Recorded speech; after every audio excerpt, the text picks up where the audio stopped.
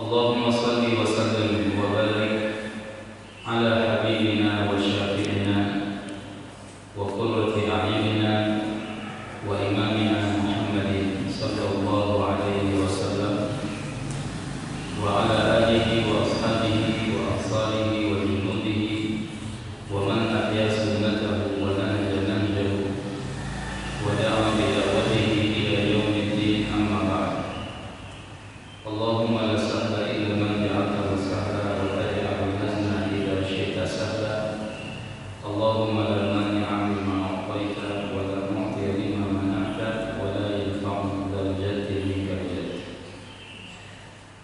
Jamaah yang dirahmati Allah Subhanahu wa taala, alhamdulillah wa syukurillah, tiada kata yang pantas kita ucapkan untuk membasahi lisan kita selain kita banyak bersyukur karena kehadirat Allah Subhanahu wa taala, mengucap tasbih, tahmid, takbir, mengagungkan asma Allah Subhanahu wa taala. Alhamdulillah, pada pagi hari ini sembari kita menghirup udara segar di subuh hari, udara bersih, bertemu dengan para jemaah, saudara-saudara kita seiman dan seislam. Kita baru saja melaksanakan sholat subuh berjamaah. Semoga Allah Subhanahu wa taala menerima sholat kita dan Allah jadikan hati kita tenang, kemudian sehat walafiat, iman kita meningkat, dan mudah-mudahan kita menjadikan hamba Allah Subhanahu wa taala yang bertakwa, yang memakmurkan masjid, cinta kepada kebaikan-kebaikan. Amin ya rabbal alamin. Salawat dan salam mudah-mudahan senantiasa tercurah kepada baginda mulia Rasulullah Muhammad sallallahu alaihi wasallam beserta para sahabat, para tabi'in, tabi'in, dan mudah-mudahan kita termasuk umatnya yang istiqomah.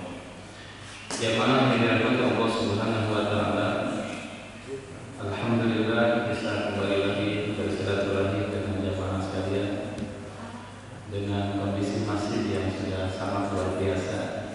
Masya Allah, mudah-mudahan Allah berikan kemudahan kepada kita semuanya untuk menyelesaikan rumahnya ini biidznillah, dan siapapun yang berkontribusi mudah-mudahan diberikan balasan yang setimpal, balasan yang berlipat dari Allah Subhanahu wa taala untuk membangun rumahnya tempat ibadah. Ikhwatul iman dirahmati Allah Subhanahu wa taala, seraya juga kita mohon kepada Allah agar dilindungi dari wabah corona. Ya, kemarin katanya rekor baru lagi 3.000 sekian yang terpapar. Sebelumnya 2.700, kemarin 3.000-an. Meskipun ada info kalau di Jakarta hari ini itu ada konser katanya, tapi nontonnya mobil gitu, bioskop dan lain sebagainya. Masya Allah, semoga Allah lindungi kita semuanya, terus para jamaah di Masjid Istiqomah sehat walafiat. Allahumma ba'adan salam wa wala kita Allah rabbina wa ikhwatul iman yang dirahmati Allah Subhanahu wa taala. Jamaah sekalian, tema yang dikenakan Inspiring Muharram, ada kemudahan dalam kesulitan. Jamaah yang dirahmati Allah Subhanahu wa taala, Muharram itu dalam kalender Islam adalah bulan pertama, ya, bulan pertama dalam kalender Islam atau kalender Hijriah. Alhamdulillah, kita sudah memasuki tahun ke 1442 Hijriah.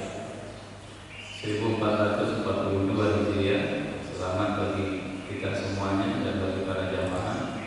Selamat tahun baru Hijriah.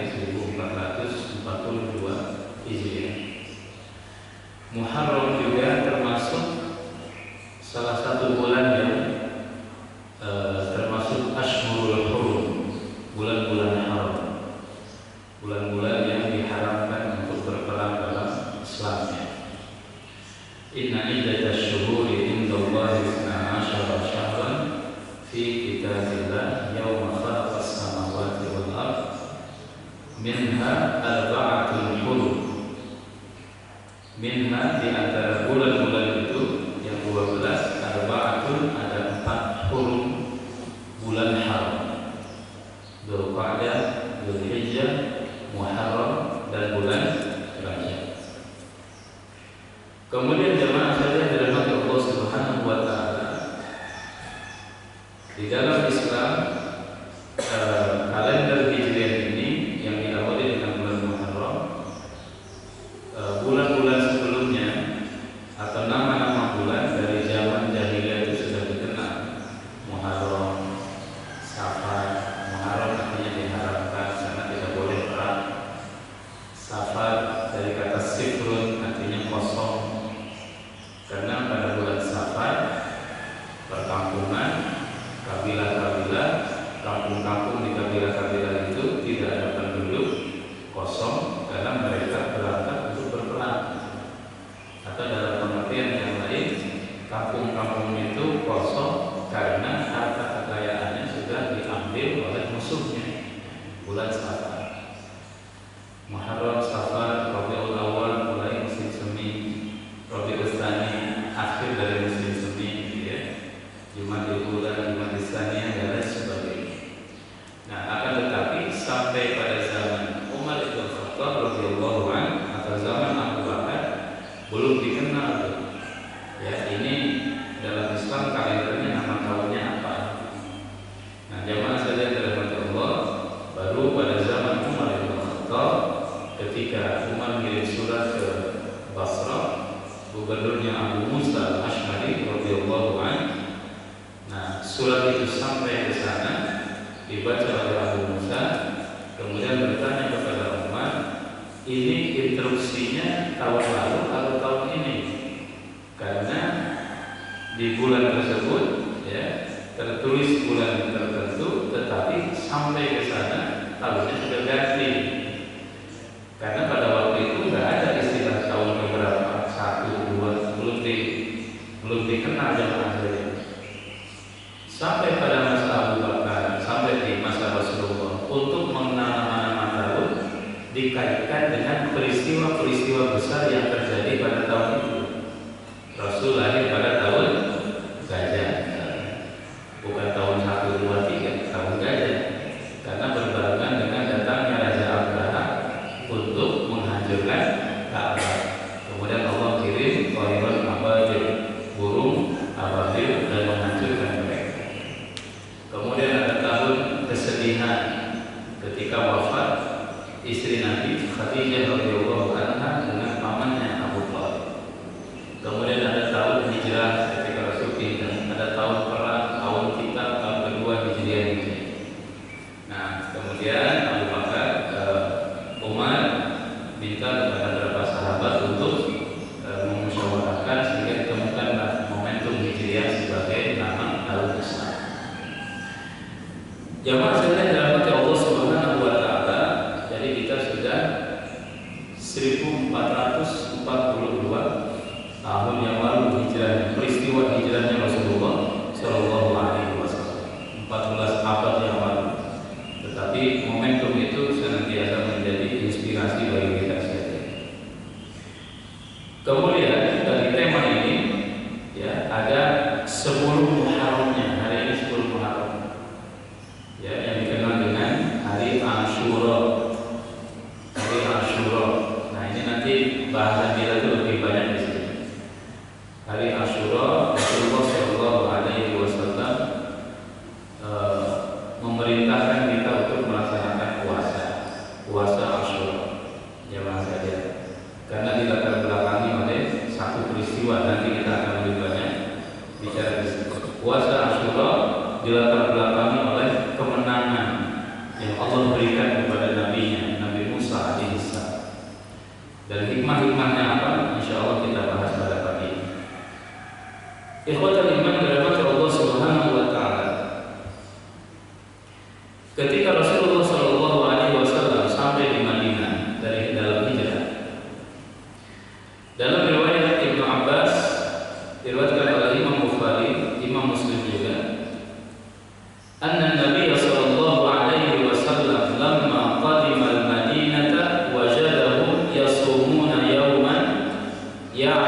Asyura. Ketika Rasul sallallahu alaihi wasallam sampai di Madinah, Nabi sallallahu alaihi wasallam mendapati orang-orang Yahudi mereka berpuasa pada satu hari, yaitu Asyura, 10 Muharram. Faqalu, ketika mereka ditanya, kenapa kalian puasa? Mereka mengatakan, hadza yaumun azim. Ini adalah hari yang istimewa. Ini hari yang istimewa, hari spesial, hari besar. Kenapa? Wa huwa yaumun najjallahu fihi Musa wa aghraqa ala Fir'aun. Pada hari ini, kata orang-orang Yahudi, Allah Subhanahu wa taala menyelamatkan Nabi Musa dan Allah Subhanahu wa taala menenggelamkan Fir'aun dengan bala tentaranya. Fasama Musa syukran lillah. Maka Nabi Musa berpuasa pada hari ini tanggal 10 Muharram sebagai rasa syukur kepada Allah Subhanahu wa taala. Setelah mendengar itu, Rasul mengatakan, ana aula bi Musa minhu. Saya lebih berhak untuk mencintai, mengikuti apa yang dilakukan oleh Nabi Musa daripada mereka orang-orang Yahudi. Fasamahu, Rasulullah berpuasa pada 10 Muharram wa amara bi siyamihi, kemudian Nabi menyuruh sahabat untuk puasa juga. Jamaah sekalian dirahmati Allah Subhanahu wa taala, dalam riwayat yang lain Nabi sallallahu alaihi wasallam mengatakan fi ma ma'nahu, ya, in laqitu al-'am al-qabil falyastasumu yawm at-tasi wal 'ashir. Kalau aku bertemu dengan bulan yang akan datang, kalau kalian bertemu dengan bulan tahun yang akan datang atau Muharram berikutnya, kata Nabi, puasalah dari tanggal 9 dan 10. Yauman qablahu atau yauman ba'dahu, 9, 10 atau 10, 11. Untuk apa? Mukhalafat al-yahud. Ya, menyalahi, jangan sampai sama dengan apa yang dilakukan oleh orang-orang Yahudi. Hatta dalam ibadah yang ada di dalam Allah Subhanahu wa taala. Jadi kalau Rasulullah semangatnya seperti itu, ada banyak kalau kita baca hadis. Kata Rasulullah, "Na'fu al-liha wa qassu asy-syarib." Kalian mesti beda dengan Yahudi, kata Rasulullah SAW. Ya, pelihara jenggot, cukur kumis, kata Nabi SAW. Karena Yahudi senangnya melihara kumis dan cukur jenggot. Tapi ini jamaah sekalian dirahmati Allah, tidak sampai kepada tingkatan haram gitu ya, nggak kudu, tapi sebaiknya bagian dari sunnah, termasuk dalam puasa. Ikhwatul iman yang dirahmati Allah Subhanahu wa taala, akan tetapi awal Muharram 1442 Hijriah ini kaum muslimin mendapatkan kado, dalam tanda petik kado yang tidak mengenakan, khusus di negara-negara Teluk. Karena salah satu dari negara Teluk melakukan normalisasi hubungan bilateral dengan Israel. Ya, UEA melakukan normalisasi hubungan bilateral dengan Israel, satu-satunya negara Teluk pertama yang melakukan normalisasi hubungan bilateral dengan penjajah di depan saya. Dan ini menjadi sampai sekarang kalau kita mengikuti berita di sana menjadi perbincangan, ya, karena sekian lama Palestina memperjuangkan kemerdekaannya, tetapi yang terjadi seperti itu. Wallahu a'lam bishawab.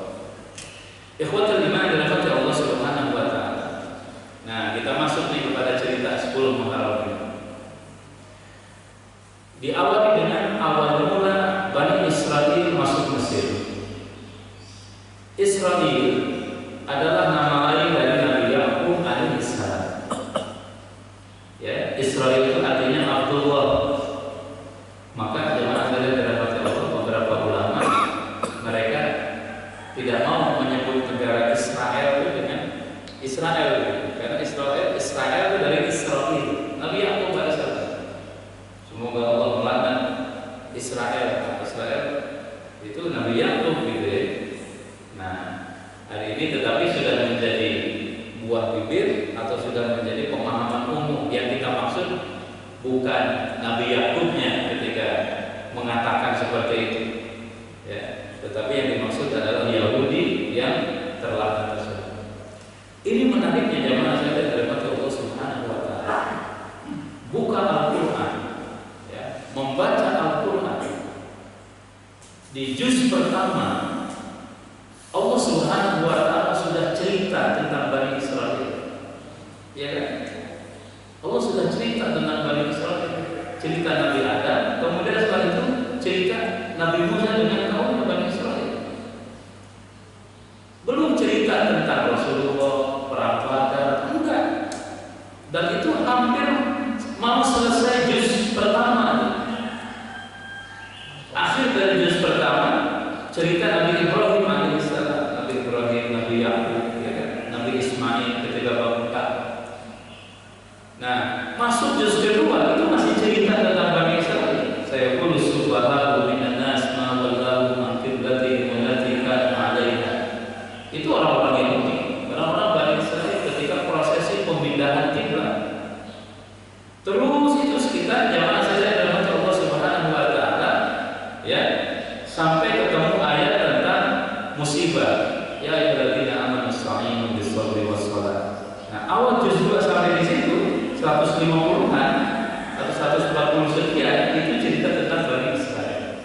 Baru masuk hukum-hukum juz 2. Zaman yang Allah nanti ada tentang waris, ada tentang wasiat, ada tentang kitab, qisas, ada tentang puasa, baru tentang jihad, tentang haji, baru hukum di juz kedua Al-Baqarah. Sebagaimana ikhwatul iman dan Allah nanti di surat-surat berikutnya, di Al-Maidah juga Bani Israel diceritakan, di Al-A'raf juga Bani Israel diceritakan. Terlebih ada surat Al-Isra atau disebut juga dengan surat Bani Israel. Dalam surat Toha juga cerita tentang Bani Israel. Dalam Al-Qasas khusus cerita tentang Bani Israel atau Musa dengan kaumnya, dari ayat yang dibaca oleh imam kita. Kemudian nanti dalam surat Asy-Syu'ara, dalam surat Toha, banyak sekali. Seakan-akan Quran ini kitab yang diturunkan kepada Nabi Musa alaihissalam. Panjang sekali ceritanya jemaah sekalian. Nabi Yusuf dan lain sebagainya. Panjang sekali ceritanya. Mungkin Allah ingin memberikan pesan kepada kita, karena yang akan menjadi permasalahan besar bagi umat ini itu adalah Yahudi. Sampai hari ini jemaah sekalian dalam Allah Subhanahu wa taala. Maka Allah bilang, "Walan tardha ankal yahud walan nasara hatta tattabi'a millatahum." Al-Baqarah 120. Yahudi, Nasrani akan ridho kepada kalian sehingga kalian ikut kepada mereka. Negara kan kecil, berapa sih penduduknya Israel itu? Dan dikelilingi oleh negara-negara Muslim.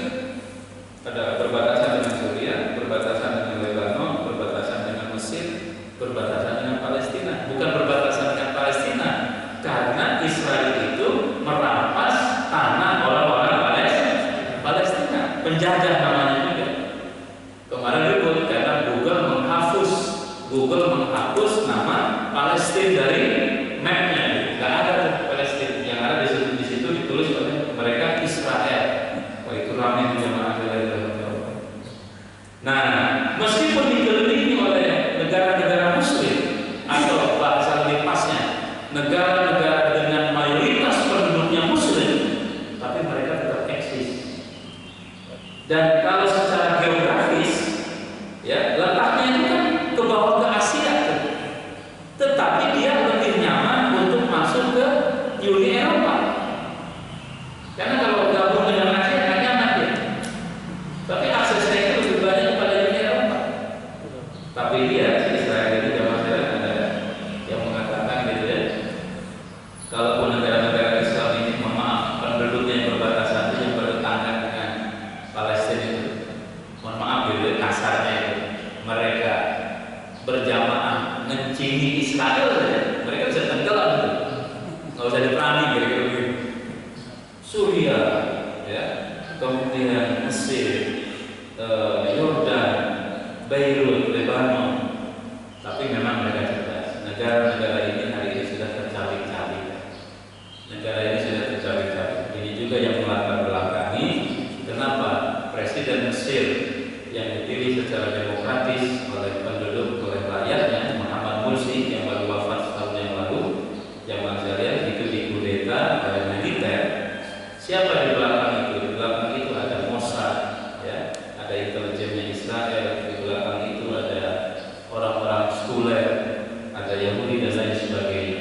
Karena ketika Mursi berkuasa, Israel menyerang Palestina, ya, Mesir memiliki sikap yang tegas dalam sejarahnya itu belum pernah ada. Perdana Menterinya lagi perang datang dengan boro-boro itu. Perdana Menteri setingkat Perdana Menteri aja enggak, atau jenderal enggak, tapi Perdana Menteri sampai datang ke sana. Padahal lagi perang. Kuat sekali hubungannya. Infonya juga ya, di periode Mursi itulah, ya, orang-orang Palestina itu mendapatkan pasokan senjata karena perbatasan dibuka, dibekelin dulu gitu. Dan mereka melihat ini akan membahayakan status Israel, maka dikudeta, dan hari ini di Mesir tidak bisa apa. Kemudian juga Lebanon, atau ya Lebanon juga nggak bisa apa. Negara yang kemarin baru meledak itu 2.700 ton, ya, natrium apa itu, subhanallah. Kemudian juga jamaah jalan Suriah lagi kacau balau. Kemudian Yordan, negara kecil, maka dihabisi. Kemudian juga Irak juga bertanggung sekarang. Afghanistan, jamaah jalan dirahmati Allah, perang saudara terus setelah ditinggal sama Amerika itu, antara Taliban dengan pemerintah dan lain sebagainya. Tidak ada ikhwatul iman dirahmati Allah. Sehingga ada satu kaidah yang disampaikan oleh para ulama, ya, menjadi indikasi apakah Islam ini lagi kuat atau tidak. Apa barometernya? Barometernya adalah Al-Quds, tanah yang luasnya 1 km persegi itu, Masjidil Aqsa maksud saya. Tanah yang luasnya 1 km persegi, Al-Quds, yang mana saja. Itu yang menjadi barometer. Kalau Al-Quds, kota Al-Quds atau Masjidil Aqsa, di mana tempat Al-Quds menjadi tempat Masjidil Aqsa, kalau itu dikuasai oleh kaum muslimin, berarti Islam kuat. Sejarah mengatakan demikian. Tapi kalau Masjidil Aqsa dikuasai oleh kekuatan yang lain, berarti Islam lagi lemah. Jangan saya dirahmati Allah Subhanahu wa taala. Umar bin Khattab radhiyallahu anhu pertama kali dia yang menerima kunci gerbang kota Al-Quds dari Bizantium atau dari orang-orang Kristen. Islam kuat. Jamaah sekalian. Kemudian jatuh lagi, ditaklukkan lagi oleh Salahuddin Al-Ayyubi berikutnya gitu ya. Kemudian jatuh lagi, kemudian datang Turki Utsmani, diambil lagi oleh Turki Utsmani. Kemudian dari itu jatuh lagi, dikuasai oleh orang Yahudi sampai hari ini. Karena kalau mau ke sana bukan dengan visa Palestina, apakah Israel atau masuk ke Jordan gitu jemaah saja. Nah, beberapa ulama memberikan fatwa sebaiknya tidak ke sana gitu. Dalam situasi ketika kita masuk itu ketika kita masuk tapi izinnya dari Israel. Karena menganggap kalau demikian dianggap kita bagian dari mereka. Maksudnya memberikan dukungan secara tidak langsung mengakui eksistensi negara Israel gitu ya. Tapi juga ada yang mengatakan dapat. Nah, kalau melihat jemaah yang dirahmati Allah Subhanahu wa taala, ini menjadi barometer kekuatan kaum muslimin. Palestina itu Al-Quds. Dan hari ini Masya Allah luar biasa, semua kementerian Israel itu sudah dipindahkan ke Al-Quds, kecuali ada 2 kementerian pertahanan, satu lagi apa? Amerika sudah memindahkan kedutaan besarnya ke Al-Quds, di mana ada Masjidil Aqsa di sini. Kemudian tempoh hari Brasil juga memindahkan kedutaan besarnya ke Al-Quds dan beberapa negara yang lain. Ya, jamaah saya dirahmati Allah, dan mereka menganggap Al-Quds itu adalah ibu kotanya Israel, bukan ibu kotanya Palestina. Kemudian mereka memberikan ada satu kota namanya apa, begitulah, itulah ibu kota kalian, bukan Al-Quds. Ini pusaran politik global. Siapa yang menguasai Al-Quds, dia yang berkuasa. Rumah-rumah Palestina dibongkar, ya, diusir. Ada satu keluarga rumahnya dibongkar, diambil paksa, dirampas oleh orang-orang Yahudi. Kemudian mereka pindah ke guanya mau dihancurin juga sama Israel. Dan yang paling mengenaskan, Yang ikut melakukan perbuatan itu siapa? Saudara-saudara Muslim. Tapi mereka munafik hanya mencari uang. Jadi kalau Israel ngambil anak, tentu mereka nggak mau. Nah, ada beberapa negara yang memainkan peran itu jemaah saja. Jadi membujuk orang-orang Palestina supaya menjual rumah mereka, tanah mereka di Al-Quds dengan harga puluhan kali lipat. Kalau rumahnya misalkan 1.000, ya saya beli 100.000 gitu, jemaah saja. Asal itu. Siapa yang beli? Muslim. Tapi si Muslim ini bukan untuk dia, untuk nanti ketika dia sudah beli dijual kembali kepada Israel. Alhamdulillah, luar biasa. Kalau kita mendapatkan penjelasan tentang Palestina itu, masya Allah, perputaran. Dan jamaah sekalian, Rasul itu mewasiatkan kepada kita kalau menyiapkan perjalanan, siapkan kepada 3 masjid: Masjid Haram, Masjidil Aqsa, dan Masjid Nabawi. Masjidil Aqsa, Masjidil Haram nyaman, Masjid Nabawi nyaman. Kalau ke Masjidil Aqsa ini yang susah. Dan ini tidak akan bisa dimerdekakan, dilepaskan kecuali oleh tangan kaum muslimin sendiri, insyaallah. Sekarang kita lagi melihat nih gejolak gelombang hijrah, orang kembali kepada Islam, anak-anak muda ya di berbagai negara, jamaah saja, insyaallah. Ini akan tumbuh generasi-generasi kuat, hebat, karena dengan generasi itulah Palestina akan kembali lagi kepada tangan kaum muslimin biidznillah ta'ala, insyaallah. Kembali kepada sejarah, jamaah sekalian. Jadi Nabi Yakub punya 12 orang putra, di antaranya Nabi Yusuf. Kita dapat cerita saudara Yusuf ini kan iri kepada Yusuf, kemudian mereka melakukan makar untuk menyingkirkan Yusuf, dicemplungin ke sumur, masukin sumur, ditemukan oleh pedagang, dijual ke Mesir, kemudian dibeli oleh penguasa Mesir, dan Yusuf dijadikan sebagai anak angkat, digoda oleh istri dari si ayah angkatnya itu dalam kisah Yusuf, Zulaikha, kemudian masuk penjara, keluar dari penjara jadi penguasa. Kemudian setelah itu keluar dari Yusuf, Nabi Yakub dengan 12 orang saudaranya diminta pindah ke Mesir. Itulah awal mula Bani Israel masuk kota Mesir. Ya, masuk kota Mesir itu tuh ceritanya dari zaman Nabi Yusuf.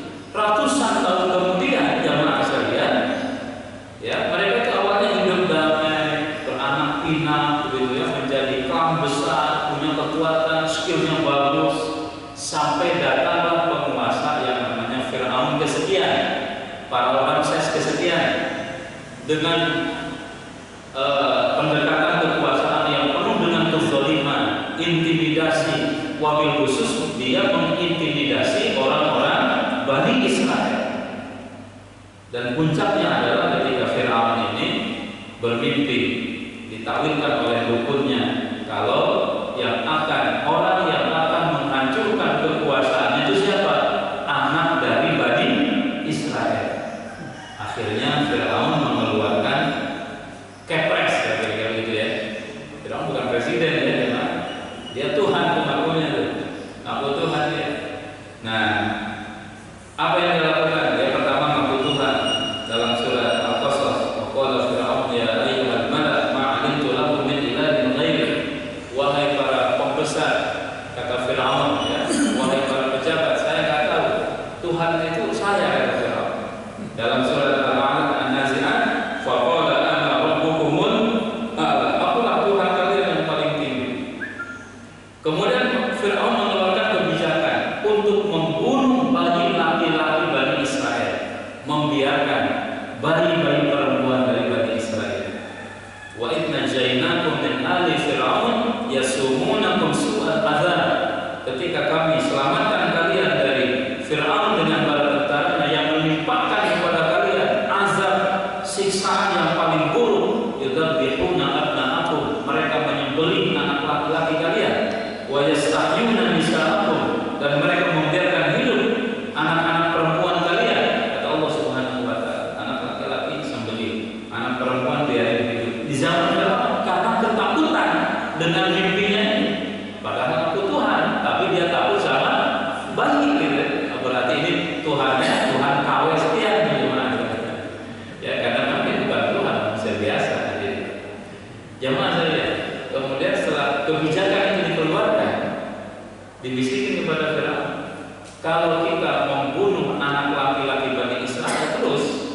ya, kita akan kekurangan angkatan kerja. Karena SDM terampil itu Bani Israel. Bani Israel begitu. Sementara sekarang dibunuh anak-anaknya. Siapa yang garap ladang? Siapa yang garap kebun? Siapa yang bikin bangunan dan lain sebagainya? Kalau mereka dibunuh, nah masuk akal juga. Akhirnya direvisi itu undang-undangnya sama Firaun. 1 tahun dibunuh, 1 tahun nggak ada pembunuhan. Gitu tuh jemaah sekalian. Maka lahirlah Nabi Musa itu pada saat aturan itu berlaku, dan lahir saudara Musa Harun pada saat aturan itu tidak berlaku. Gitu. Subhanallah, itu luar biasa. Tadi dibacakan kisahnya oleh Ustaz. Jamaah saya dirahmati Allah Subhanahu wa Ta'ala. Kata Syekh Walid Hasan Al-Dudu, ulama dari Mauritania, wakil ketua Ikatan Ulama Internasional yang berpusat di Qatar, dia mengatakan begini: networking rezim Firaun itu disokong oleh 4 kekuatan. Pertama, birokrat, itu kalau bahasa mulanya diwakili oleh Haman, namanya Haman. Itu birokratnya, birokrat mendukung dia. Yang kedua, pemodal, ya, pemodal. Ini korun. Dalam surat Al-Qasas kan ada cerita korun zaman yang kunci-kunci gudangnya itu tidak bisa diangkut oleh beberapa orang laki-laki kuat. Itu baru kunci gudangnya, apalagi duitnya. Mohon maaf, 9 naga. Nah, gitu kira-kira. Nah, kemudian yang ketiga, Firaun itu disokong oleh ketiga. Apa terjemahan media pada zaman Firaun? Tukang sihir, meyakinkan publik, ya. Yang benar jadi salah, yang salah jadi benar, itu tukang sihir itu. Maka nanti itu ada cerita pertandingan antara Musa dengan para tukang sihir. Disihir itulah yang benar seakan-akan salah, yang salah seakan-akan. Kan begitu kerjaan media pada hari ini. Saya dapat misalkan begini, Profesor Salim Said, dia bilang dulu tuh tahun 2000-an ketika terjadi pengeboman WTC di Amerika. Kemudian setelah itu Al-Qaeda tertuduh, ya. Kemudian setelah itu mereka ke Indonesia, Bang Asyir. Nah, zaman saya kata saya ketika saya di Amerika, dia bilang begini. Ketika saya ditanya siapa Bang Asyir, saya nggak tahu dia bilang. Tapi kan media berusaha sedemikian rupa. Kalau bahasa beliau, ya media itu bisa membuat kucing jadi singa, singa jadi kucing. Nggak tahu orang asalnya, tapi karena di-blow up, dibesar-besar itu ini pakai buku dan lain sebagainya. Oh, seakan-akan sesuatu yang luar biasa. Kan dia kerjanya begitu jemaah. Itu yang menjadi alasan Amerika menyerang Afgan, menyerang Irak dan lain sebagainya. Yang belakangan ada beberapa negara yang mengakui kami dibohongi. Gitu. Maksudnya diajarkan ini ada senjata pemusnah massal di Irak, senjata pemusnah massal di sini itu dan lain sebagainya. Sampai sekarang kan terbukti. Masya Allah, itu tukang sihir. Dan yang keempat, ya, dia itu punya para penasehat, ya, punya KSP lah kalau sekarang. Itu para dukun, memberikan apa namanya advice. Bagaimana dengan ini, saya mimpi ini, oh ini kali kamu mesti melakukan ini itu dan lain sebagainya. Kuat dia rezim Firaun. Nah, jamaah sekalian dari Allah Subhanahu wa Ta'ala, kita masuk kepada apa hikmah-hikmahnya, kemudahan dan kesulitan dalam kasus ini. Yang pertama, ketika Nabi Musa lahir, ya, sedang berlaku aturan pembunuhan bayi Bani Israel. Ketika Musa lahir, siapa sih ibu yang tidak sayang kepada bayinya? Siapa yang tidak merasa sayang kepada bayinya? Pasti siapapun pasti sayang kepada anaknya. Tapi apa boleh buat? Pada waktu itu ada aturan setiap bayi laki-laki perlu dibunuh. Allah Subhanahu wa Ta'ala dalam Al-Qasas ayat 7 mengatakan, wa auhayna ila ummi Musa an ardi'i. Kami wahyukan. Wahyu di sini namanya ilham jemaah sekalian, karena ibunya Nabi Musa bukan Nabi. Tapi wa auhayna wa alhamna, kami ilhamkan. Ya, kami ilhamkan. Ada saja ide di ibu Nabi Musa Fa idza khifti alaihi, tapi kalau engkau takut, fa alqihi fil yamni, maka larungkan, hanyutkan anakmu itu di sungai. Wala takhafi wala tahzani, jangan takut, jangan sedih. Inna radduhu ilaik, kami akan kembalikan bayi kepadamu. Wa ja'iluhu minal mursalin, dan nanti si bayi itu akan menjadi rasul, menjadi utusan Allah Subhanahu wa taala. Jamaah sekalian dirahmati Allah. Ibu Nabi Musa mendapat kesulitan, tapi Allah memberikan solusi. Tapi yang kita tangkap di sini, solusi Allah itu tidak seperti logika manusia normal. Manusia normal logikanya pintar. Kalau mau selamat diumpetin, ya kan? Diumpetin, taruh di kamar, ya, tutup, kedap suara supaya nggak kedengaran, gitu. Ya, tutup yang rapat, tutup pintunya. Kalau logika manusia itu selamat, jalan selamat itu begitu. Tapi Allah bilang kepada Ibu Nabi Musa, ya, hanyutkan di sini. Ini gimana tuh logikanya? Subhanallah. Nah itu solusi itu. Intinya gini, pelajaran yang kita dapat itu solusi dalam menghadapi masalah dalam hidup kadang tidak sesuai dengan logika normal kita. Menurut kita kesini, kata Allah itu jangan kesini, kesini. Logika kita mengatakan ini mah bukan jalan selamat gitu. Subhanallah. Pada waktu itu jadi Ibu Nabi Musa bikin kotak gitu ya, bayi Musa masukin di situ, kemudian diikat. Kalau lagi ada pemeriksaan dilalui. Entar kalau tentara-tentara Fir'aun sudah pada pulang, ditarik tuh, diambil, diteteng, masukin lagi kotak, dilalui. Sampai pada satu saat talinya putus, dan kotak ini yang berisi bayi Musa sampailah di istana Fir'aun. Maka Allah bilang, inna radduhu ilaik, kami akan kembalikan kepadamu. Tapi sekarang ada di sarang singa itu, di pusat kekuasaan, di pusat pemegang kebijakan, dan mereka yang punya kebijakan, anak laki-laki baru dibunuh. Sekarang si anak laki-laki itu ada di hadapan mereka, dibunuh nggak kira-kira? Allah Subhanahu wa taala ya, jamaah sekalian, mengatur alat jagat raya ini ya. Maka apa yang terjadi? Faltaqatahu alu Fir'aun, diambil sebalik, ya, liyakuna lahum aduwwan wa hasanah. Mereka kalau tahu bayi inilah yang akan menjadi musuh mereka dan yang akan membuat kesedihan mereka. Inna Fir'auna wa Hamana wa junudahuma kanu khati'in. Fir'aun, Haman dan para tentaranya itu, ya, mereka tidak kira-kira begitu.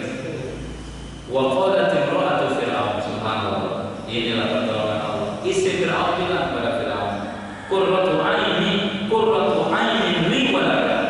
Ini bayi nampaknya akan menjadi perhiasan hati kita dan Anda. Sudah lama nggak punya anak, ini dikirimin. Tapi anak laki-laki, la taqtuluhu, kata istri Fir'aun, jangan kalian bunuh bayi laki-laki. Boleh aturan itu dilakukan, kecuali pada pengecualian. Kan penguasa begitu jamaah sekalian. Begitu tuh, bikin aturan berlaku untuk semuanya kecuali saya dan keluarga. Itu ya dicontohin oleh Fir'aun tuh. Jamaah sekalian dari materi. Yang kedua apa tuh pesannya dari ayat ini? Jangan pernah menyepelekan perempuan. Fir'aun yang mengaku Tuhan, ya, raja di raja, semua titah dan perintahnya ditakuti dan ditaati. Tapi kalau diomongin sama istrinya, meleleh itu ekstrim. Iya, ini ayatnya jawab saya. La taqtuluhu, kata istrinya itu. Kalian jangan bunuh bayi ini. Nurut tuh Fir'aun kepada istrinya tuh, masya Allah. Ini the power of mama. Begitu tuh. Makanya di dunia politik ya sampai hari ini, kalau gagal melobi, menggolkan lobi-lobi apa yang diinginkan langsung kepada si penguasa, si presiden laki-laki itu, menteri, pejabat, dirjen atau apa, lewat jalan belakang tuh kan. Istrinya dikasih tiket jalan-jalan ke Singapura. Nah, di sana tidurnya di sini, kemudian di sananya kemana dan lain sebagainya. ketika pulang dibisikin, ini ada pesanan nih, tolong bilang sama suami, selesai urusan. Masya Allah. Zaman dari zaman dahulu begitu. Fir'aun aja meleleh sampai ke istrinya, meleleh kayak lilin gitu. Itu Fir'aun. Nah, subhanallah, ibu-ibu itu luar biasa sekali. La taqtulu asa yanfa'ana. Mudah-mudahan ada manfaatnya sebagai laki-laki. Au nattakhidahu walada. Atau kita angkat sekalian jadi anak kita. Wa hum la yashurun. Dan mereka enggak sadar ya. Allah Subhanahu wa taala kalau Fir'aun dan Musa ini telah menjadi musuh terbesar Fir'aun dalam sejarah. Yang kedua, hikmahnya adalah ibu Nabi Musa ini khawatir akan bayinya, ya, karena dia kan nggak tahu di mana tuh bayinya. Kemudian dia mendengar kalau bayi itu ya diambil oleh istana. Subhanallah. Nah, jamaah sekalian dirahmati Allah Subhanahu wa taala. Ayatnya tadi dibaca sama Ustaz. Allah Subhanahu wa taala bagaimana cara mengembalikan si bayi ini kepada ibunya? Wa haramna 'alaihi al-maradi. Kami haramkan seluruh sesuatu ibu-ibu yang menyusui. Jadi istana itu bikin sayembara kira-kira begitu. Siapa ibu-ibu yang lagi menyusui datang ke istana? Istana lagi punya bayi ini.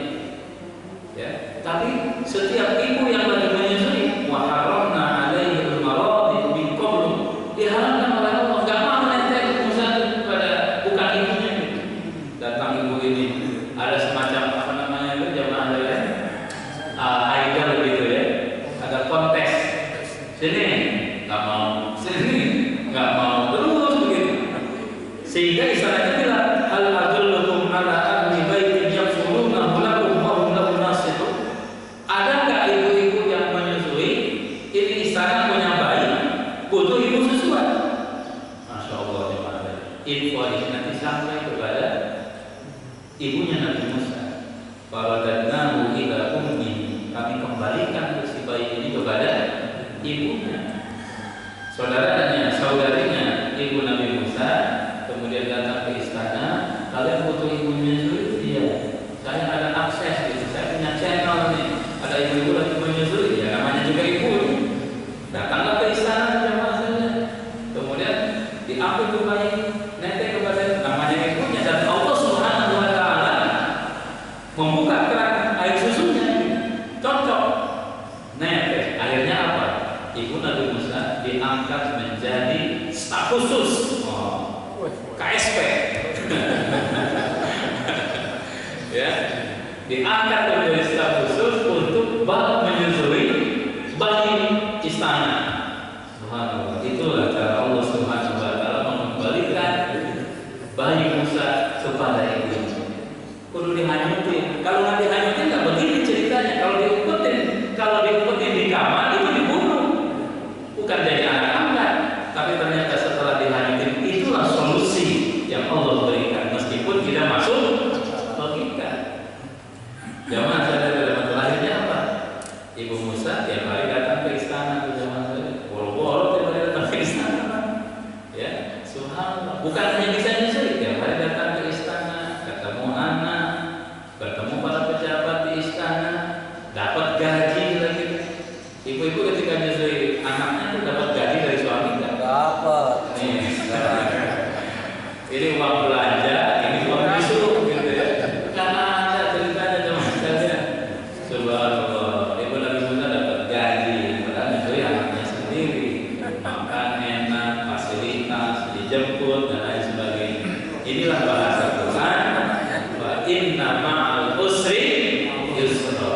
Inna ma'al usri yusra. Setiap kesulitan akan mendatangkan kemudahan. Muslim itu begitu. Ya, kita optimis saja meskipun logikanya nggak masuk. Ya Allah, dan biarkanlah Allah Subhanahu wa taala yang memberikan solusi kepada kita. Terakhir jamaah sekalian. Ya, ini para penyihir ya. Bukan terakhir yang kedua. Apa kesulitan yang dihadapi Musa? Datang Fir'aun ya, dakwain Fir'aun tak mau. Kemudian sampai pada akhirnya Fir'aun mengumpulkan para penyihir Mesir. Ingin diadu sama Musa, ingin mempermalukan Musa di hadapan khalayak ini bilang, wajah saharatu Fir'aun, para penyihir datang kepada Fir'aun. Qalu inna lana la ajran in kunna nahnu al-ghalibin. Mohon maaf jemaah, mungkin kalau bahasa hari ini para penyihir itu tadi jadi buzzer lah kayak gitu ya. Buzzernya Fir'aun para penyihir. Inna lana la ajran in kunna nahnu al-ghalibin. Nanti kalau saya menang saya dapat duit enggak? Kira-kira saya punya dapat fasilitas enggak? In kunna nahnu al-ghalibin, kalau saya menang, kata Fir'aun, kata para penyihir itu, kata para buzzer itu. Kalau buzzer hari ini kan kita 90 miliar gitu ya. Kalau kata BPK ternyata angkanya bisa lebih hebat kan? Qala na'am, kata Fir'aun iya. Ya, wa innakum laminal muqarrabin. Nanti kalian dapat fasilitas deh. Jadi komisaris ini itu dan sebagainya. Qalu ya Musa imma an tulqiya wa imma an nakuna nahnu mulqin. Kata para penyihir itu. Wahai Musa, yuk siapa duluan nih? Apakah kami yang duluan melempar tali-tali, tongkat-tongkat, atau kamu duluan? Ya. Kemudian Musa mengatakan, aku, kalian duluan. Falamma alqaw saharu a'yunan nas. Ketika mereka melempar apa yang mereka bawa, tongkat jadi ular, kemudian juga tali-tali berubah menjadi ular. Saharu a'yunan nas. Mereka menyihir mata-mata manusia. Itu tali-tali nggak berubah jadi apapun. Cuman pandangan orang dirubah, seakan-akan yang dilihat adalah ular. Wastarhabuhum, mereka takut. Wajah bisihir azim, sihirnya luar biasa sekali. Kemudian Allah bilang, wa auhayna ila Musa. Allah wahyukan kepada Musa, an alqi asaka, lemparkan ke tongkatnya. Fa idza hiya talqafu ma yafikun. Tongkat Musa berubah menjadi ular. Bukan ular-ularan. Kalau tongkat Musa berubah jadi ular, benar-benar menjadi ular beneran.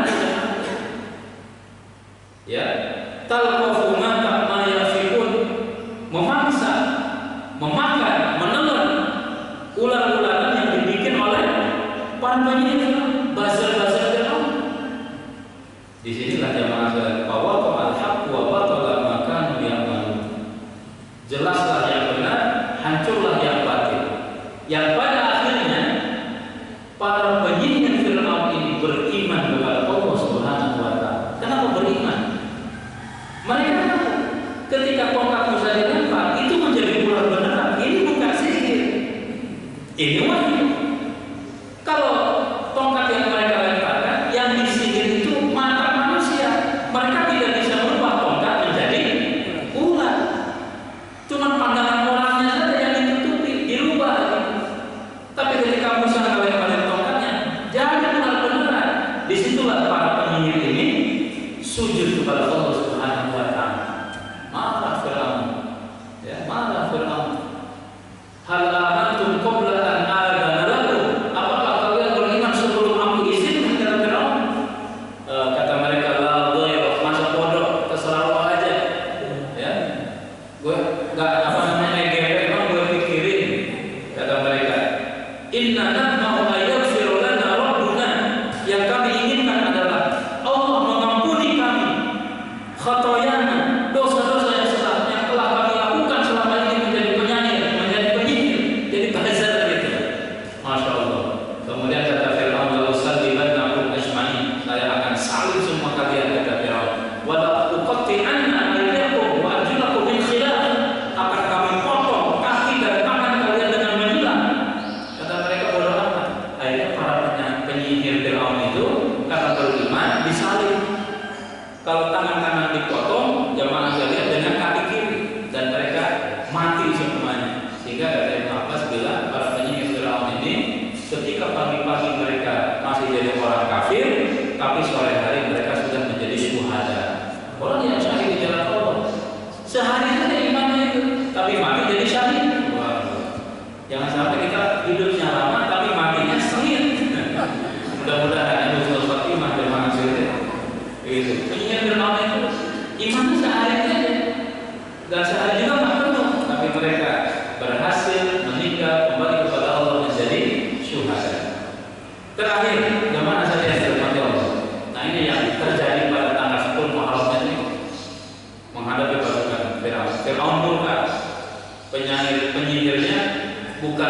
bukan hanya kalah tapi malah beriman kepada Musa, kepada Allah Subhanahu wa taala.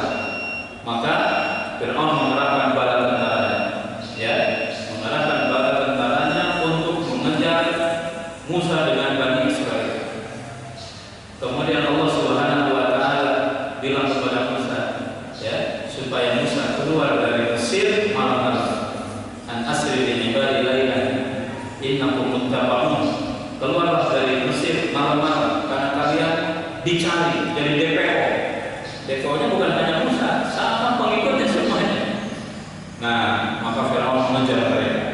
Dalam tafsir Ibnu Katsir dan meskipun riwayatnya Israiliyat gitu ya, tapi dikutip oleh Ibnu Katsir, tentara yang dikerahkan untuk mengejar Musa adalah 1,6 juta. Berapa kuda yang disiapkan? 800.000 ekor untuk mengejar Nabi Musa dengan pengikutnya. Kemudian dikejar dari malam sampai mentok di Laut Merah. Ya, di depan lautan, di belakang tentara Firaun yang gagah, yang matanya berbinar-binar, menyimpan dendam amarah begitu, ingin membunuh jamaah sekalian. Sehingga pada saat itu kalau Nabi Musa putus asa. Diabadikan dalam surat Asy-Syu'ara, kemudian dalam surat Al-A'raf. Falamma tara al-jam'ani qala ashabu Musa inna lamudrakun. Kata kaum Nabi Musa, wa inna lamudrakun, ketika sudah melihat banget. Jadi laut itu dibelah, bukan Fir'aun masih jauh, bukan. Itu sudah kelihatan, taruh al-jam'an sudah hadap-hadapan gitu. Sudah kelihatan. Nah, sehingga jiper bahasanya kaum Nabi Musa, inna lamudrakun, kita kesusul nih begini cerita. Udahlah pasrah aja kayak gitu, pasti mati nih kita. Qala, nah di sini Musa alaihissalam mengatakan, qala kalla, sekali lagi inna ma'iya rabbi sayahdi, bersamaku ada Allah yang akan memberikan petunjuk. Jangan khawatir, jangan putus asa, ya, jangan menyerah, jangan putus harapan. Allah pasti memberikan solusi, Allah pasti memberikan jalan keluar. Ini keyakinan yang luar biasa. Di hari depannya lautan, di belakangnya Fir'aun. Coba, udah nggak ada lagi itu jamaah sekalian. Logika manusia nggak bisa dipakai. Perahu nggak ada. Kalau masuk ke laut pasti tenggelam, mati juga. Ngadepin Fir'aun mati juga. Tapi Musa masih punya keyakinan Allah akan memberikan solusi. Fa'auhayna ila Musa an idrib bi 'asakal bahr. Kami menyuruhkan kepada Musa, pukul ke lautan dengan tongkat. Fanfaraqa, terbelah lautan. Fakana kullu firqin qattabil 'azim. Dinding lautan ini, air ini yang menggunung seperti gunung yang sangat tinggi, membelah aja. Belakangan itu ada orang memberikan teori ini, ilmiahnya begini dan sebagainya, begitu zaman hari. Terbentang 12 jalan. 12 jalan, maka masuklah atau jalanlah Musa dengan kaumnya untuk menyeberangi Laut Merah ke Palestina. Jamaah sekalian. Dalam riwayat yang lain, jamaah sekalian, fatarabna al-bahra rahban, kami biarkan laut itu terus terbuka ketika Musa dengan kaumnya sudah nyebrang. Ya, jadi ketika Musa dengan kaumnya nyebrang, kemudian ditutup lagi oleh Allah, enggak, dibiarkan terbuka supaya Fir'aun rusuh. Orang kan kalau lagi marah enggak pikirnya enggak logis lagi. Kenapa kalau bisa terbuka begini? Dia enggak mikir tuh. Ya, oh pokoknya marah, emosi, udah kejar aja, pengen membunuh. Allah Subhanahu wa taala. Ini kalau bahasa sekarang jebakan Batman. Allah membuat jebakan kepada Fir'aun sama ya, maka kata Allah, wa azlam nasama al-akhirin, kelompok yang lain disusulkan, wa anjayna Musa wa man ma'ahu ajma'in, Musa dengan kaumnya selamat, summa aghraqna al-akhirin, Fir'aun dengan bala tentaranya kami tenggelamkan.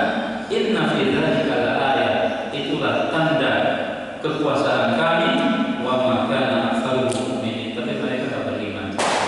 Bahkan secara spesial Allah Subhanahu wa taala mengawetkan jasad Fir'aun sampai hari ini. Ribuan tahun, nggak tahu ribuan tahun jamaah sampai hari ini. Al-yawma nanjika bi badanika, dalam surat ini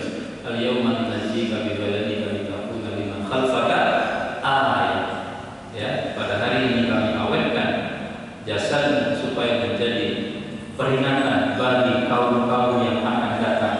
Kalau ngaku Tuhan, kalau ingkar kepada Allah, kalau rakus dengan kekuasaan, kalau zalim, kalau intimidatif kepada rakyat, seperti ini nasibnya gitu. Maka jemaah sekalian, Fir'aun itu akan senantiasa ada di berbagai zaman dan waktu. Fir'aun yang zaman Nabi adalah Abu Jahal. Fir'aun zaman sekarang tak tahu bagaimana. Ya, tapi ada saja yang memerankan perang itu ada. Sebagaimana yang memerankan perang Musa juga ada terus zaman saya. Jadi apa namanya skenario hidup itu gitu-gitu aja. Ada yang membela yang benar, tapi juga ada yang memusuhi yang benar. Yang musuh yang benar itu Fir'aun. Kira-kira begitu. Nah, ikhwatul iman rahmatullah. Kejadian ini kapan terjadi? 10 Muharram tadi kembali pada hadis. Maka karena terjadi peristiwa besar, Allah Subhanahu Rasulullah SAW puasa ya. Pada hari ini itu puasa jemaah sekalian.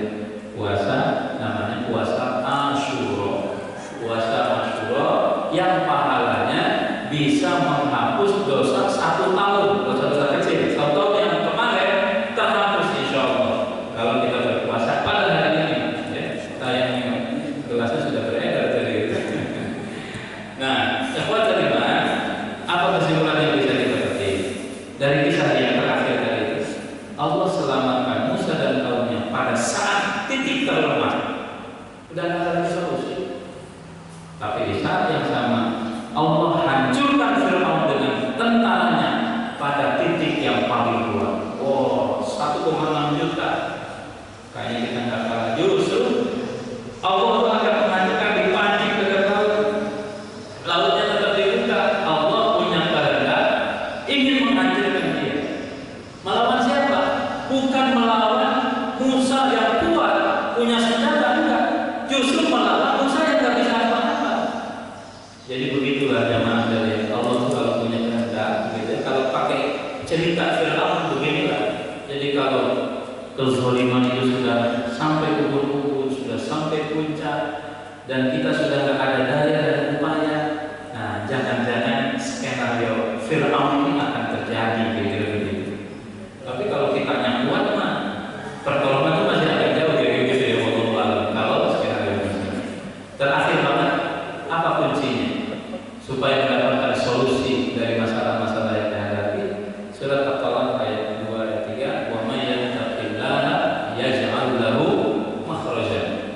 Siapa yang bertakwa kepada Allah, maka Allah akan menjadikan jalan keluar bagi. Allah berikan jalan keluar. Kuncinya apa? Takwa, iman, Musa beriman kepada Allah. Allah berikan jalan keluar. Maka ya pelajarannya bagi kita juga seperti itu jemaah tadi. Dan kezaliman itu ada ujungnya, ada akhirnya. Ya, Fir'aun aja yang Tuhan mati dan hari ini jasadnya diawetkan gitu ya. Nah, apalagi yang lain jemaah tadi. Ikhwatul iman rahmat Allah Subhanahu wa taala, jadi inspiring dari Muharram tanggal 10 Asyura hari ini ya, ada solusi dari setiap kesulitan, ada pertolongan dalam setiap masalah yang kita hadapi, dan kezaliman, keangkuhan ya, kesemena-menaan itu akan dihancurkan oleh Allah Subhanahu wa taala. Wallahu a'lam bishawab. Ini jamaah sekalian, mohon maaf lewatnya atau banyak ya. Saking asiknya cerita ini. Subhanallah wa bihamdihi asyhadu an la ilaha illa anta astaghfiruka wa atubu ilaik. Saya kembalikan kepada Alhamdulillahirabbil alamin. Terima kasih banyak kami ucapkan kepada Ustaz yang telah menyampaikan banyak sekali ilmu kepada kami. Semoga kita semua dapat mengambil manfaat dari apa yang telah kita sampaikan. Baik Bapak Ibu, selanjutnya saya sudah jawab kepada Bapak Ibu yang mempunyai kerendahan yang telah disampaikan Ustaz. Untuk silakan.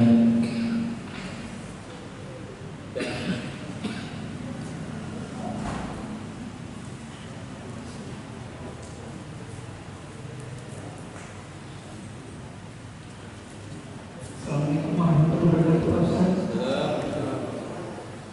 Sebelum malam ini kan dianggap puasa Asyura. Apakah ini terus diadopsi oleh sebagian dari masyarakat Indonesia ini jadi bulan Suro, di mana sekarang lagi musim Islam yang berkebudayaan, entah itu Islam Nusantara atau apa gitu.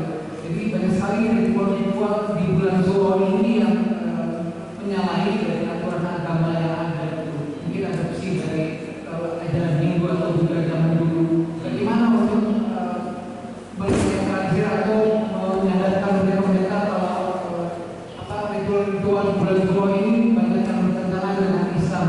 Itu saja. Assalamualaikum warahmatullahi wabarakatuh. Langsung.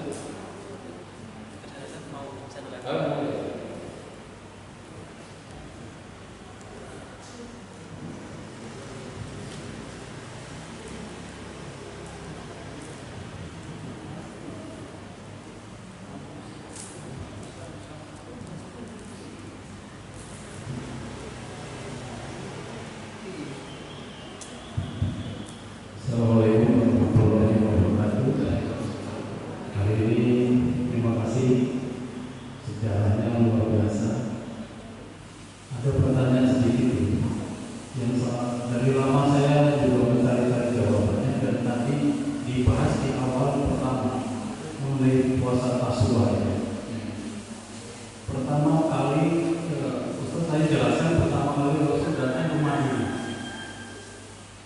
terus mendapatkan orang Yahudi puasa Asyura itu, dan orang Islam mau menelisih supaya puasanya tanggal 9 atau 11. Pertanyaan saya, Ustaz, pada waktu datang ke Madinah itu kan Rasulullah lama di Madinah, dan pada waktu itu Rasulullah berkata seperti itu, tahun depannya meninggal.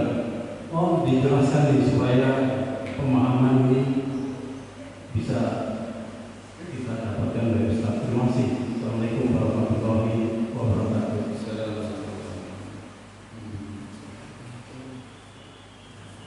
Silakan.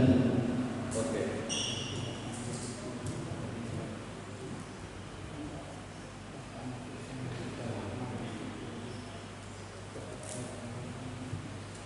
Baik. Bismillahirrahmanirrahim.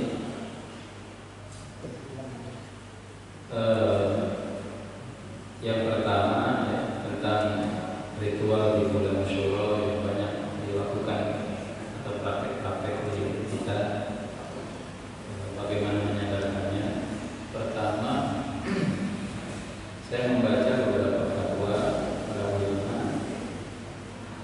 Kira-kira intinya adalah la yujad amalan fil Asyura illa shaum. Jadi tidak ada amal-amal yang mesti dilakukan dalam hari Asyura kecuali puasa. Meneliti hadis dan lain sebagainya, apa yang mesti dilakukan di hari Asyura? Puasa. Ya tadi ada macam-macam. Jadi macam-macamnya itu ada yang mandi keris hitam, gitu ya, macam-macam itu memang dalam literatur sunnah Rasul juga ada ditemukan, kecuali saum saja yang disyariatkan oleh Rasulullah SAW. Bagaimana penyadarannya? Ya dengan dakwah, menyampaikan terus kebaikan, meyakinkan begitu, kutip hadisnya, mengungkapkan alasan-alasannya, apa yang dilakukan oleh Rasulullah SAW pada tanggal Asyura ini. Kalaupun mau diperingati ya sejarahnya itu tadi itu kan, gitu ya, bukan jadi malah klinik, bukan malah jadi macam-macam, menghadirkan rorok itulah gitu dan lain sebagainya gitu ya. Tetapi kalau membaca sejarahnya hari Asyura itu, kenapa ada Rasul memerintahkan puasa, ya itu sejarahnya yang tadi kita sampaikan. Sejarah perjuangan, sejarah pembelaan agama Islam, sejarah kemenangan kaum muslimin, Allah menolong memerangi Roma, kaum duafa yang berzalimi, itu tuh yang mesti diceritakan apa yang terjadi pada Asyura. Nah, nggak tahu tuh kenapa bisa menjadi macam-macam gitu ya, jadi banyak buku ritual dan lain sebagainya. Ya itu mesti dijelaskan kepada umat pelan-pelan. Ya mungkin betul ada rembesan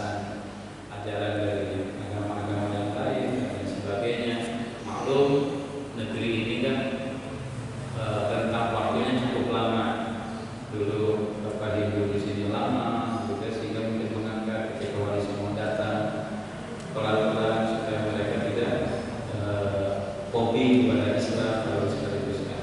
Tapi kalau melihat kita dapatkan, kita sampaikan kepada mereka. Kemudian pertanyaan yang kedua yang disampaikan tentang kasuhannya ya, tentang kasuhannya. Dalam beberapa riwayat saya kutip Ustaz Imam Syafi'i dalilnya ini ya,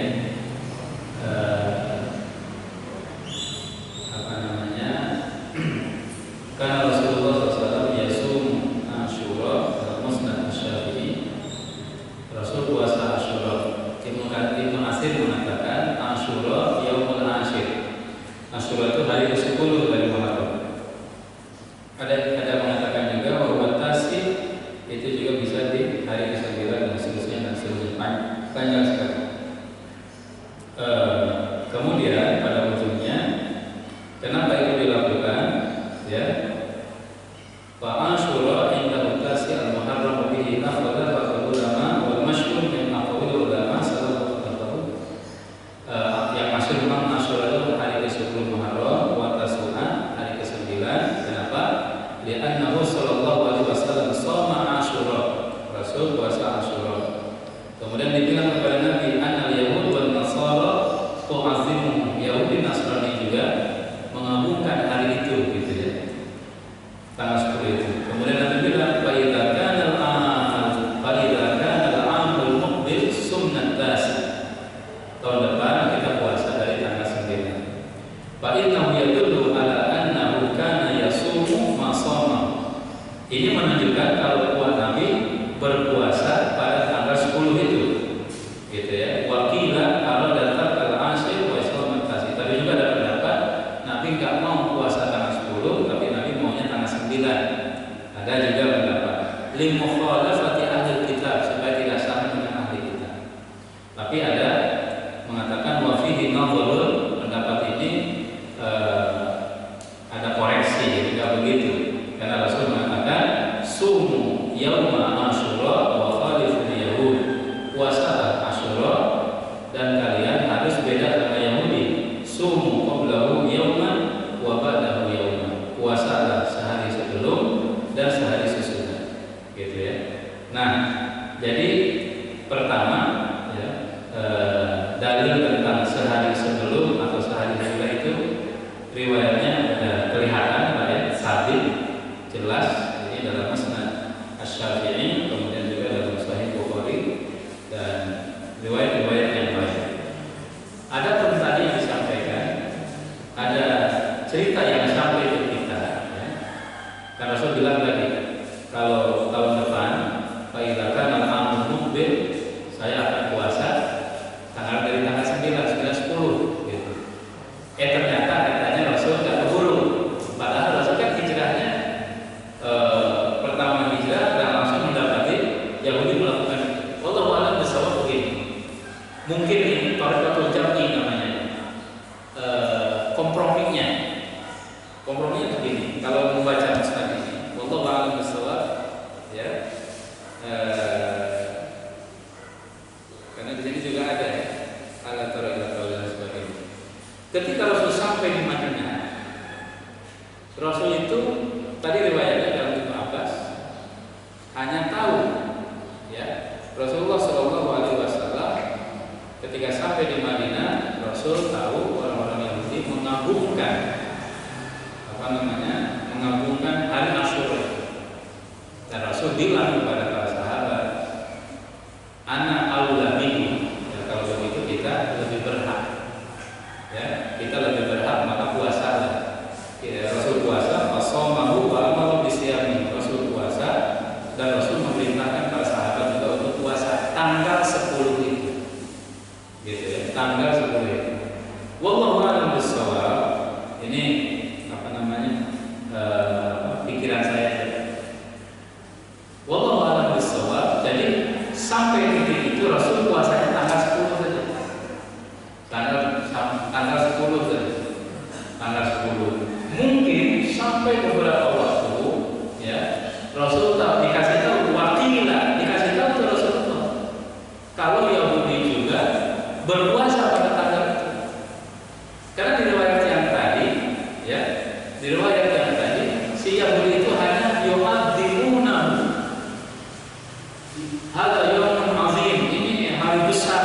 mungkin mereka ada ritual-ritual dan lain sebagainya.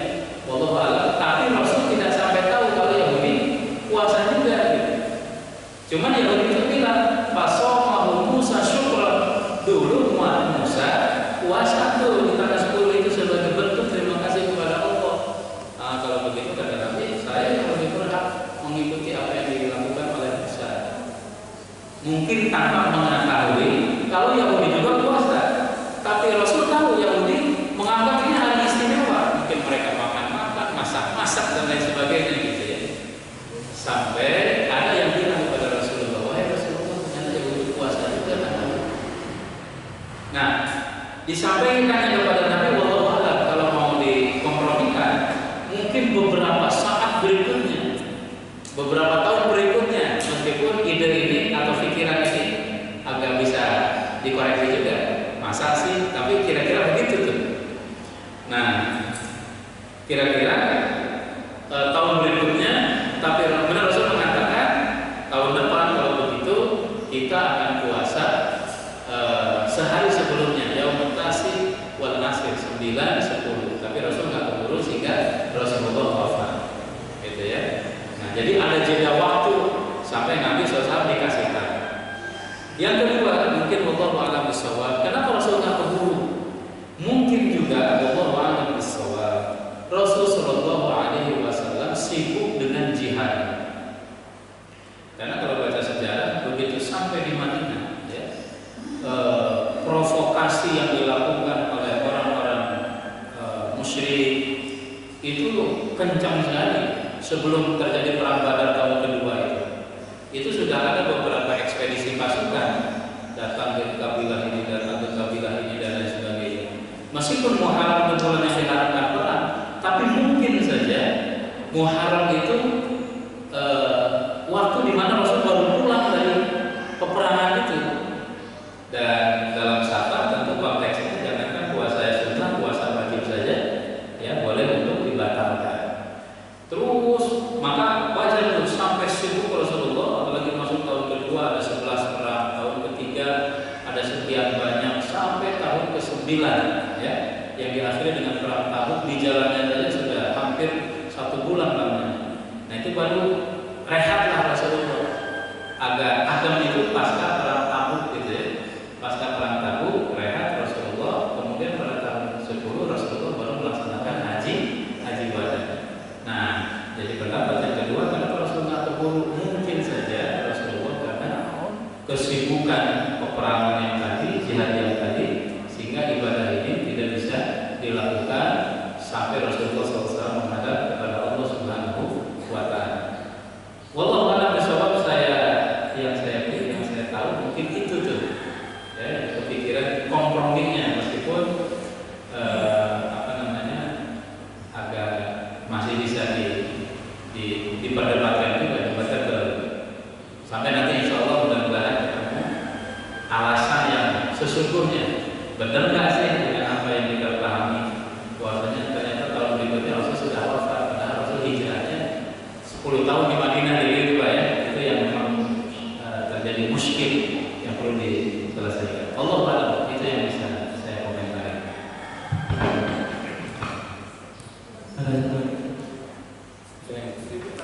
Iya. Jadi pada tanggal 10 Asyura itu orang-orang Yahudi sudah melaksanakan puasa. Kemudian Nabi mendapatkan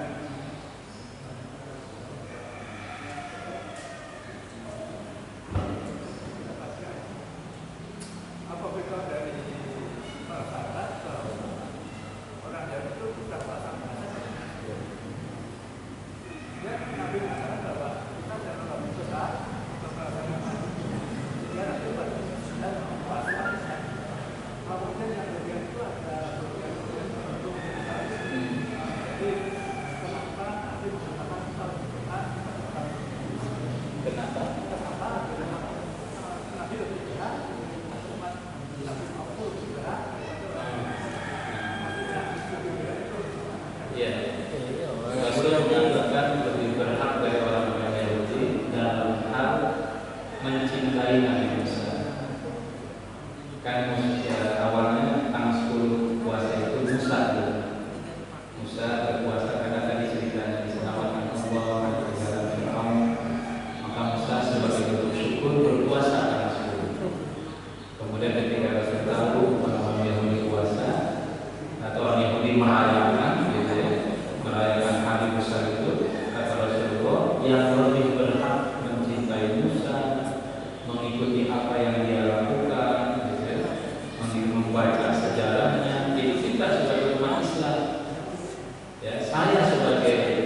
juga Musa Nabi, saya